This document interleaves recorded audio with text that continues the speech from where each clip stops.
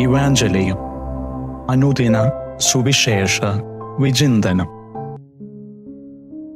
ക്രിസ്തുവിൽ ഏറ്റവും സ്നേഹം നിറഞ്ഞവരെ, ഇന്ന് അപ്പസ്തോലനായ യോഹന്നാൻ്റെ തിരുനാൾ ദിനമാണ്.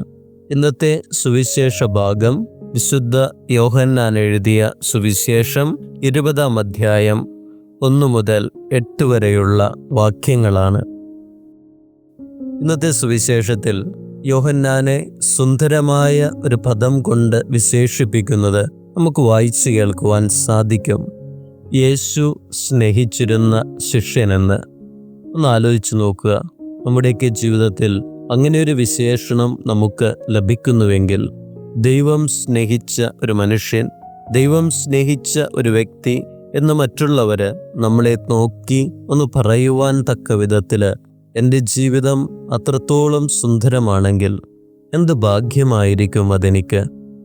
ദൈവം സ്നേഹിച്ച ഒരു വ്യക്തിയായിട്ട് മാറുക എന്നുള്ളത് നമ്മുടെയൊക്കെ ഒരു ജീവിത ദൗത്യം തന്നെയാണ്.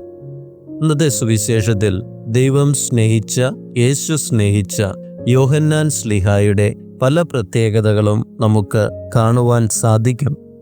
ഈ അരുമ ശിഷ്യൻ വിശുദ്ധ പത്രോസിനേക്കാൾ വേഗത്തിൽ ഓടുകയാണ്. യേശുവിൻ്റെ കല്ലറയിങ്കൽ ഏറ്റവും ആദ്യം എത്തുന്നതും ഈ ശിഷ്യൻ തന്നെയാണ്. കാരണം സ്നേഹത്തിൻ്റെ ചുവടുവയ്പ്പുകൾക്ക് വേഗത കൂടും എന്നുള്ളതാണ്. യേശുവിൻ്റെ അരികിലേക്ക് ഓടിയെത്തുവാൻ തക്ക വിധത്തിലുള്ള സ്നേഹം അദ്ദേഹത്തിൻ്റെ ഉള്ളിലുണ്ട്. കാരണം അന്ത്യത്താഴ വിരുന്നിൽ യേശുവിൻ്റെ മടിയിലിരുന്ന് അവൻ്റെ നെഞ്ചിലേക്ക് ചാരിക്കിടന്നതും ഈ യോഹന്നാനാണ്. അതുകൊണ്ട് തന്നെ ക്രിസ്തുവിൻ്റെ ഹൃദയത്തിൽ തളം കെട്ടിയിരുന്ന സ്നേഹം മുഴുവനും ഈ യോഹന്നാൻ അറിയാം. കുരിശിൻ്റെ വഴിയെ നടന്ന്, കുരിശിൻ്റെ വഴിയിൽ ക്രിസ്തുവിൻ്റെ രക്ഷാകരമായിട്ടുള്ള മരണത്തിന് സാക്ഷ്യം വഹിച്ച് ഇപ്പോൾ ഉദ്ധാനത്തിൻ്റെ കല്ലറയിലേക്ക് വലിയ സ്നേഹത്തോടുകൂടെ ഓടിയെത്തുന്നതും ഈ യോഹന്നാൻ ശ്ലീഹ തന്നെയാണ്. ഇത് സ്നേഹം അനുഭവിച്ചറിഞ്ഞവൻ്റെ ഒരു പ്രത്യേകതയാണ്. രണ്ടാമതായിട്ട് നമ്മൾ കാണുക, പത്രോസ് കല്ലറയുടെ ഉള്ളിൽ പ്രവേശിച്ച് തുവാലയും കച്ചയുമൊക്കെ നിരീക്ഷിക്കുന്നുണ്ട്. എന്നാൽ അദ്ദേഹത്തിൻ്റെ വിശ്വാസത്തെക്കുറിച്ചൊന്നും സുവിശേഷത്തിൽ പറഞ്ഞു വയ്ക്കുന്നില്ല. പക്ഷേ യേശു സ്നേഹിച്ച യോഹന്നാനെ കുറിച്ച് ഈ സുവിശേഷത്തിൽ പറയുന്നുണ്ട്. ഈ അരുമ ശിഷ്യൻ കല്ലറയുടെ ഉള്ളിലേക്ക് പ്രവേശിക്കുന്നു. എന്നിട്ട് ഇപ്രകാരം എഴുതുന്നു, യേശു ഉദ്ധാനം ചെയ്തെന്ന് വിശ്വസിച്ചു. അത്ഭുതകരമായ ഒരു പ്രത്യക്ഷപ്പെടൽ കൂടാതെ യേശു ഉദ്ധാനം ചെയ്തെന്ന് വിശ്വസിച്ച ഏക വ്യക്തിയാണ് ഈ യോഹന്നാൻ ശ്ലീഹ. ഒന്ന് ആലോചിച്ച് നോക്കുക. സ്നേഹത്തിന് അത്ഭുതങ്ങളുടെ ആവശ്യമുണ്ടോ? മക്കളോടുള്ള സ്നേഹം കാണിക്കുവാൻ ഒരമ്മ എന്തത്ഭുതമാണ് ചെയ്യേണ്ടത്? ഒരത്ഭുതത്തിൻ്റെയും ആവശ്യമില്ല.